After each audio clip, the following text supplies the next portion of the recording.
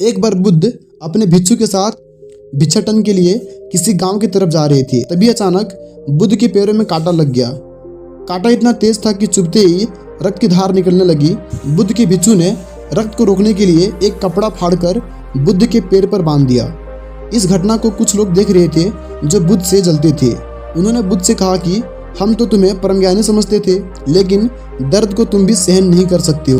तुम पाखंडी हो और ये हमने सिद्ध कर दिया है। ये कांटे हमने ही बिछाए हैं। इस गांव में तुम्हारा स्वागत नहीं, तिरस्कार होगा।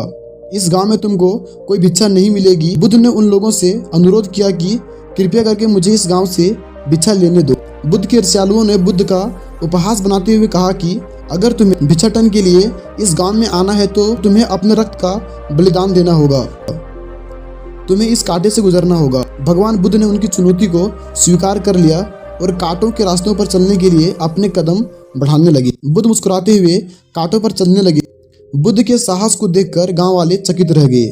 कुछ लोगों की आंखें फटी की फटी रह गई। गांव वाले लोग सोचने लगे कि बुद्ध भिक्षा के लिए दूसरे गांव भी जा सकते थे, तो फिर कांटों पर चलकर क्या साबित करना चाहते हैं। तो गांव वाले बुद्ध के संदेश को इतनी जल्दी नहीं समझ पाए। यहाँ पर बात भिक्षा की नहीं थी, बल्कि जीवन को बदलने की थी। गांव वालों की भीड़ में एक सुमित नाम का युवक था, जो बुद्ध पर हो रहे अत्याचार को देख रहा था। सुमित दौड़कर गया और बुद्ध के पैरों के सामने से कांटे को हटाने लगा। बुद्ध के ईर्ष्यालु सुमित को रोकने लगे और गांव से दाना पानी ना देने की धमकी देने लगे। सुमित ने किसी की ना सुनी और कांटों को हटाते हुए, हे भगवान, आप इन मुट्ठी भर लोगों के लिए अपने आप को कष्ट मत दीजिए। आप गांव में प्रवेश कीजिए। बहुत सारे लोग आपको भिक्षा देने के लिए आतुर हुए हैं। बुद्ध ने सुमित को अपने पास बुलाया और आशीर्वाद देने लगे। सुमित पीछे हट गए। हे भगवान, आप मुझे छूकर अपने आप को अपवित्र और दूषित ना करें। महात्मा बुद्ध ने कहा, तुम अपने आप को दूषित क्यों कहते हो? स्पर्श से कोई दूषित नहीं होता। मनुष्य तो लोभ, लालच, घृणा, ईर्ष्या से दूषित होता है। तुम्हारे अंदर तो प्रेम भरा है। तुम दूसरों का सुख चाहते हो। तुम तो पवित्र हो। बुद्ध के बोल सुनकर कुछ लोग बोले, तुम तो अपने आप को बड़े ज्ञानी कहते हो। तुमको जाति का कोई ज्ञान ही नहीं है। तुम पाखंडी हो। बुद्ध बड़े ही शांत स्वभाव से कहते हैं, मानव से मानव की मानवता छीनना पाखंडी की निशानी है।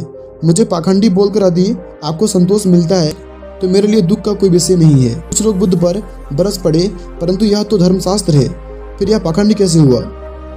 बुद्ध कहते हैं, हमारी उत्पत्ति इस सृष्टि में हुई है। नदियों का पानी सभी का समान रूप से प्यास बुझाता है।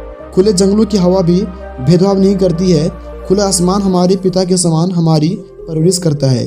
सृष्टिकर्ता ने कोई भेदभाव नहीं किया है, फिर इंसान कौन होते हैं भेदभाव करने वाले?